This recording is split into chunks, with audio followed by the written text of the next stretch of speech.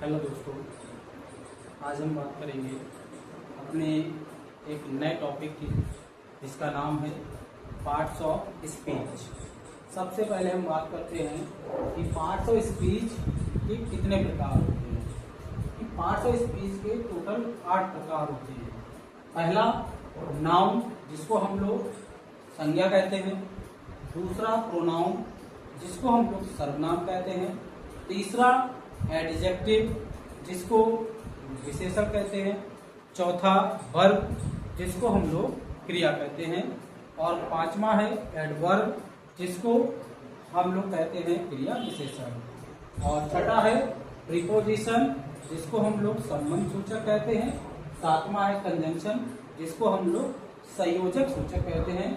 आठवां है इंटरजेक्शन, जिसको हम लोग विस्मयादि बोधक कहते हैं।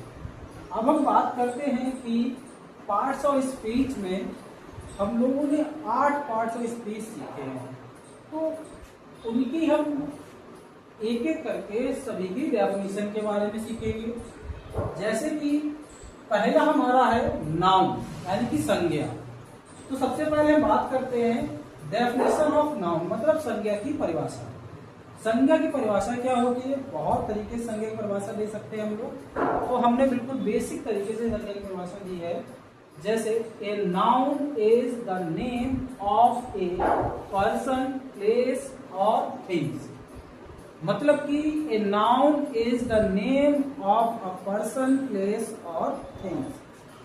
अगर मैं इसकी हिंदी में बात करूं, किसी व्यक्ति या वस्तु या स्थान के नाम को संज्ञा कहते हैं। मतलब कि किसी भी व्यक्ति का नाम हो, किसी भी वस्तु का नाम हो, किसी भी जगह का नाम हो, उसे हम लोग संज्ञा कहते हैं। जैसे एग्जाम्पल में मैंने एग्जाम्पल में लिए हैं पर्सन, मतलब व्यक्ति के नाम। जैसे हम ले सकते हैं राम, श्याम, गीता। जैसे और भी ले सकते हैं मोहन, सोहन ले सकते हैं। प्लेस मतलब जगह में मैंने किसको लिया है?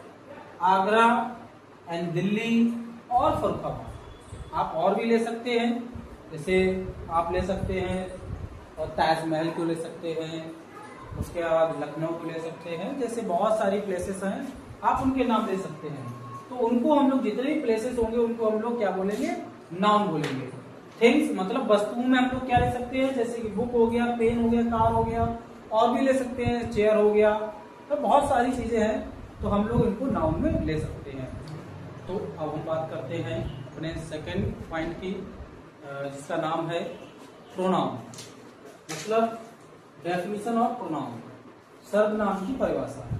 तो सर्वनाम की परिभाषा क्या होती है? A pronoun is a word which used in place of a noun. जो शब्द संज्ञा के स्थान पर प्रयोग किए जाते हैं सर्वनाम कहलाते हैं। एग्जाम्पल में I, we, you, they, he, she, it, etc। जैसे मैं बात करता हूं आई का मीन्स क्या होता है? आई का मीन्स होता है मैं, यानी कि जब मैं अपने लिए यूज करता हूं, तो जैसे मैं जा रहा हूं तो आई।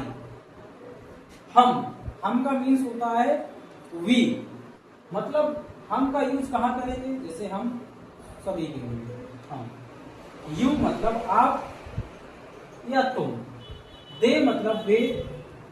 ही मतलब वह, मतलब ही का यूज वहां करेंगे जहां पे सिर्फ पुरुष के बारे में बात किया जाएगा। जैसे वह जा रहा है, यहाँ पे लड़का होगा वह। अगला है सी। सी का मतलब भी वह होता है, बट इसमें डिफरेंट ये होता है कि ही का यूज लड़के के लिए होता है और सी का यूज आपका लड़की के लिए होता है। इट का प्रयोग हम लोग जनरली कहाँ करते हैं? जानवरों के लिए करते हैं। जितने भी जानवर होते हैं उनमें हम लोग जैसे वह आता है या आता है, हम लोग इट का यूज करते हैं। और समय के लिए इट का यूज करते हैं, महीनों के नाम के लिए इट का यूज करते हैं, और दिनों के नाम के लिए इट का भी यूज करते हैं, और भी बहुत सारे हैं। सेकेंड हम बात करते हैं डेफिनेशन ऑफ एडजेक्टिव, मतलब नेक्स्ट जो हमारा है थर्ड नंबर का डेफिनेशन ऑफ एडजेक्टिव, मतलब विशेषण की परिभाषा। विशेषण की परिभाषा क्या है? तो सिंपल भाषा में समझेंगे हम लोग विशेषण की परिभाषा। An adjective is a word used to qualify a noun और प्रोनाउन। मतलब कि वे शब्द जो संज्ञा और सर्वनाम दोनों को क्वालिफाई करें या विशेषता बताएं उसकी, तो उसे हम एडजेक्टिव कहेंगे। क्या कहेंगे? एडजेक्टिव कहेंगे। जैसे जो शब्द संज्ञा या सर्वनाम की विशेषता बताते हैं विशेषण कहलाते हैं।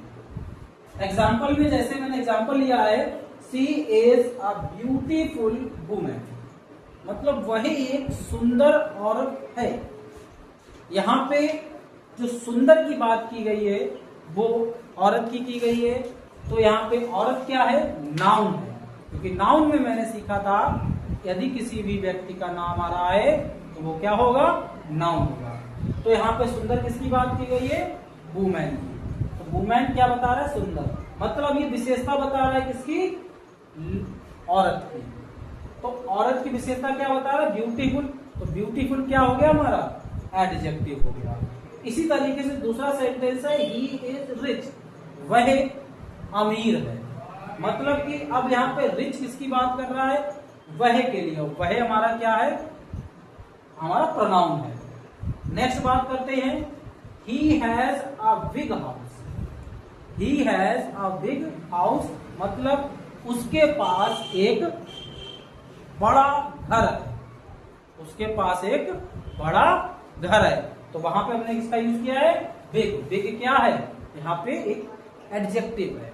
एडजेक्टिव का काम क्या होता है? नाउन या प्रोनाउन की विशेषता होता है। अब उसके गुणों की, दोषों की या संख्या की विशेषता बताए तो वो भी हमारा क्या होता है? एडजेक्टिव होता है। नेक्स्ट बात करेंगे अपने टॉपिक जिसका नाम है 4th point, definition of verb. Definition of verb, क्रिया की परिभाषा। आज हम बात करेंगे क्रिया की परिभाषा। डेफिनेशन ऑफ वर्ब, क्रिया की परिभाषा। A verb is a word used for saying something about some person और थिंग। मतलब कि वर्ब एक वह शब्द है जो प्रयोग किया जाता है सेइंग समथिंग, कुछ कहने में, अबाउट सम पर्सन और थिंग्स। मतलब कि क्रिया वह शब्द है जो प्रयोग किया जाता है किसी के बारे में कुछ कहने के लिए, या किसी व्यक्ति के बारे में या किसी वस्तु के बारे में जब कुछ कहा जाता है उसे हम लोग क्रिया कहते हैं। हिंदी में बात करते हैं, वह शब्द जो किसी व्यक्ति या वस्तु के बारे में कुछ कहता है क्रिया कहलाता है। जैसे एग्जाम्पल में अदिति लाभ। अदिति लाभ, अदिति के बारे में क्या बोला गया है कि अदिति हंसती है। दूसरा है द डॉग इज डी। अब डॉग के बारे में क्या बोला है कि डॉग डी यानी मरा है। अगला है the boy are eating food. अब लड़के के बारे में क्या बोला गया है कि लड़का खाना खा रहा है। आगे नेक्स्ट डेफिनेशन की बात करते हैं, डेफिनेशन ऑफ एडवर्ब। अभी मैंने सीखा वर्ब, अब हम सीखेंगे डेफिनेशन ऑफ एडवर्ब, क्रिया विशेषण की परिभाषा। क्रिया विशेषण की परिभाषा क्या होती है? And adverb is a word which qualifies a verb, an adjective और एनोदर एडवर्ब। मतलब कि एडवर्ब वह शब्द है जो क्वालिफाइज मतलब विशेषता बताता हो किसकी? एक क्रिया की, एक एडवर्ब की, एडजेक्टिव की, या किसी अन्य एडवर्ब की। मतलब कि जो खुद की भी विशेषता बताता हो उसे हम लोग क्या बोलेंगे? एडवर्ब बोलेंगे। हिंदी में देखते हैं, जो किसी क्रिया विशेषण या अन्य क्रिया विशेषण की विशेषता बताते हैं क्रिया विशेषण कहलाते हैं। जैसे ही वॉक स्लोली, वह दौड़ता है। कैसे दौड़ता है? स्लोली मतलब धीरे धीरे दौड़ता है। यू रन फास्ट, वह दौड़ता है, तुम दौड़ते हो। कैसे दौड़ते हो? फास्ट तेजी से। ही इज वेरी गुड, वह अच्छा है। कितना अच्छा? बहुत अच्छा है। इसलिए मैंने क्या लगाया? ही इज वेरी गुड, वह बहुत अच्छा है। यहां पे बात करेंगे स्लोली, फास्ट और वेरी। ये तीन शब्द आपके क्या हैं? एडवर्ब हैं। क्या हैं? एडवर्ब हैं। आगे बात करेंगे definition of preposition. Definition of preposition मतलब संबंध बोधक अवयव की परिभाषा।